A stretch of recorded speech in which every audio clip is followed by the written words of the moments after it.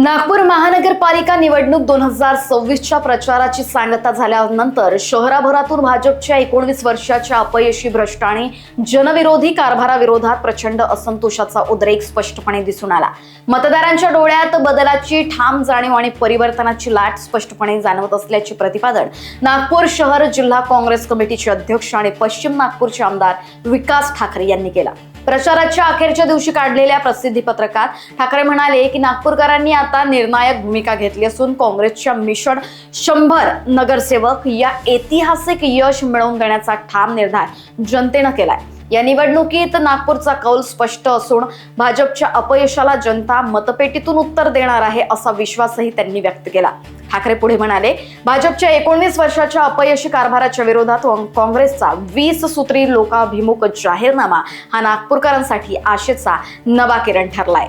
लोकवाहिनी मीडियाकरिता bureau report Nagpur.